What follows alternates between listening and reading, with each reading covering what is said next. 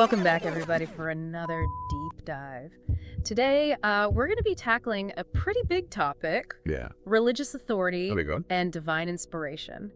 And to guide us on this journey, we have a really fascinating excerpt from a talk by Alan Watts. Now, Watts was, as always, just brilliant at making connections between Eastern and Western thought. Absolutely. And in this talk, in this excerpt that we're going to be looking at today, he really digs deep into how we perceive and how we accept religious authority. And he draws upon a whole bunch of different traditions. It's a fascinating piece. Yeah.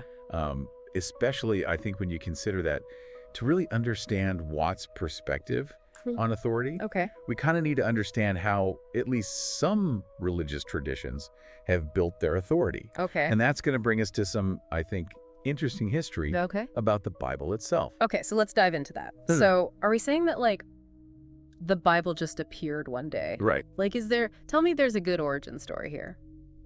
Well, so the Bible as we know it today wasn't sort of delivered as a complete package. The Catholic Church actually played a significant role in deciding which texts were included and essentially saying this is the Bible.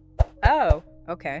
And they did this through gatherings called synods. The synods, And for instance, like the Synod of Jamnia, around 100 AD, is where Jewish scholars largely finalized what we now call the Old Testament. A synod, that sounds a lot more official than, like, a book club meeting or something. So, but I'm guessing there's more to the story if we're talking about the whole Bible. Absolutely. Okay.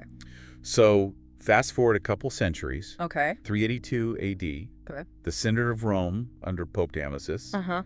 This is where the official list of the New Testament books was settled. So in essence, you had the Catholic Church, they assembled these texts. They gave it the stamp of approval and asserted its authority to interpret them. Okay, so this idea of the Bible's authority being tied to the church's authority, how does that sit with you? Do you think it's sort of like a necessary framework?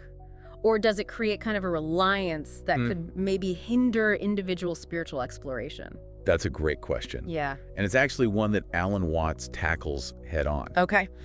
In this piece, what's so interesting is Watts argues that the Bible's authority isn't inherently self-evident. It rests on whether you accept the authority of the institution presenting it. That really makes you pause and consider things. It's not about the book itself, right? It's about where we place our trust. Exactly.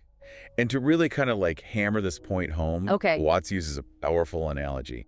He says, I can write a Bible. And within that book, he could claim it to be the Word of God. Of course, the question then becomes, would anyone believe him? That's a bold statement. It is. But I see where he's going with that. It really highlights how accepting a text as divinely inspired really boils down to belief and trust. In that the authority presenting it. Yeah, precisely. And it raises these important questions. Like, how do we determine truth when we have all these different religions claiming divine inspiration for their texts? So we have obviously the Bible, we have the Vedas in Hinduism, the Quran in Islam, the Buddhist sutras, the Shinto texts. So each tradition's offering its own unique perspective on the divine. Absolutely. So how do we navigate that? I mean, if each tradition is claiming divine inspiration for their texts, is there a way to kind of determine, like, what holds more truth? That's where Watts' perspective gets really interesting. He suggests that ultimately the authority rests not with any institution or text, but with the individual. It's up to each person to decide what they believe. That puts a lot of responsibility on the individual. It does. It really kind of shifts the focus from external authorities to internal discernment. But wait, where does divine inspiration fit into all this? Does Watts even believe in divine inspiration? Oh, he does. He does. But not necessarily in the sense of, like automatic writing or, a voice dictating words. He sees divine inspiration as something far more profound and nuanced. For Watts, it's about those moments of deep insight, those flashes of wisdom that seem to come from beyond, our ordinary understanding. So it's less about like a literal message and more about a feeling or an experience. Exactly, yeah. Okay. He describes it as this like deep, okay. often wordless experience. Yeah. Okay, and it could be that unexplainable feeling of love Right. for no reason that you can pinpoint, or, a sudden understanding that shifts your entire perspective. Right. It's those mystical insights that defy easy explanation. This makes me think about those times when I've been, completely absorbed in nature, like hiking in a forest or something. Yeah. And there's this feeling of awe and wonder and this sense of connection to something much larger than myself. Mm-hmm. Could that be a brush with divine inspiration according to Watts? I think he would say it absolutely could be. Okay. But here's where things get even more interesting. Okay. Watts acknowledges that expressing these profound experiences can be tricky. Okay. He compares it to trying to play like a beautiful piece of music through a faulty speaker. Okay. I'm intrigued. What does a faulty speaker have to do with divine inspiration? Well, what he's saying is our human limitations, our cultural backgrounds can distort how divine inspiration is expressed and understood. He gives this really vivid example. Imagine someone deeply immersed in a specific religious framework. Like, say, someone from the Bible Belt. Having this profound spiritual experience. Overwhelmed by the experience, they might proclaim themselves to be Jesus Christ. That's quite a leap, but why would they jump to that conclusion? Because their understanding of divine inspiration is shaped by the language, the cultural context, the specific religious ideas they've been exposed to within their worldview. The ultimate expression of divinity is Jesus Christ. They're trying to make sense of this massive, unexplainable experience using the only framework they know.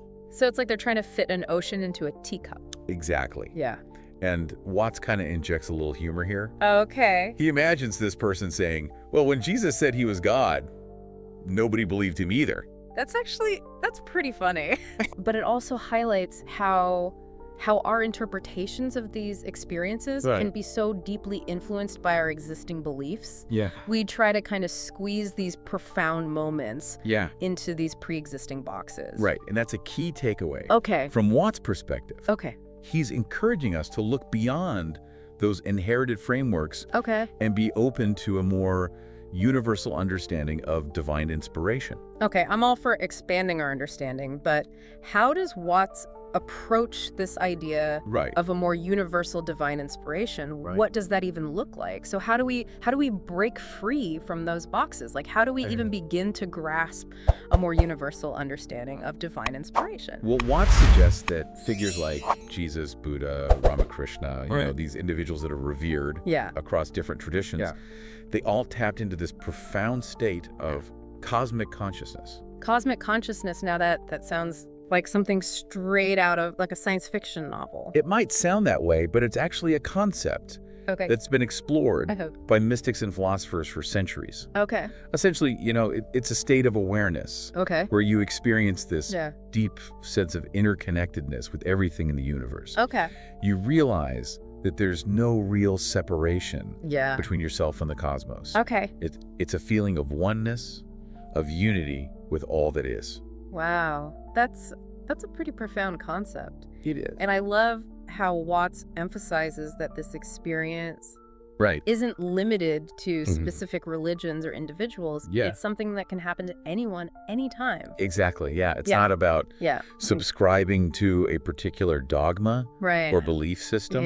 It's about accessing this deeper level of awareness that's available to all of us. This conversation has me thinking about a time when I was stargazing in the desert. It was so quiet and peaceful, and I felt this incredible sense of awe looking up at this vastness of space. I felt so small, yet somehow connected to everything around me. Right. Could that be like a glimpse of cosmic consciousness? It certainly sounds like it could be. Those moments where we feel a sense of awe and wonder at the vastness of existence, where we feel a deep connection to something larger than ourselves. Watts might say those are glimpses of cosmic consciousness breaking through.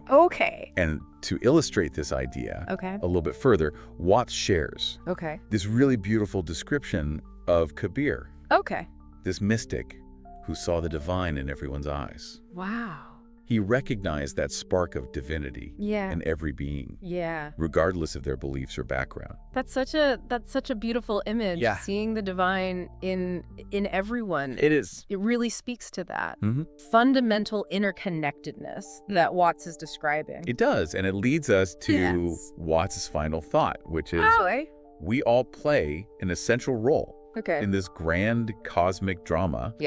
Each of us is a unique expression of the divine, contributing to this unfolding tapestry of existence. That's a powerful and inspiring thought. It shifts our perspective from feeling insignificant to recognizing our inherent connection to something much larger than ourselves. Absolutely. And perhaps the most important takeaway from Watts' perspective is that it encourages us to approach spirituality with this open mind and a sense of curiosity. To be willing to look beyond the limitations of our own beliefs and recognize that truth can be found in these unexpected places and expressed in these diverse forms. So if divine inspiration can be expressed in so many ways, how can we become more attuned to recognizing it in our own lives? How do we cultivate an openness, seeing beyond those limitations? That's the question. We should all be asking ourselves. Perhaps it starts with being more present in our everyday experiences. Paying attention to those moments of awe, those flashes of insight, those feelings of connection that might, point us towards something deeper. It's about listening with an open heart. And being willing to see the divine in the most unexpected places. That's a great note to end on. This has been a truly thought-provoking deep dive. It has. We explored the formation of the Bible, questioned the nature of religious authority. Delved into Alan Watts' fascinating perspective on divine inspiration. And cosmic consciousness. It all comes back to that sense of curiosity and wonder. Yeah. Always be open to new perspectives. Yeah. And keep exploring those big questions. Until next time, it's going diving deep.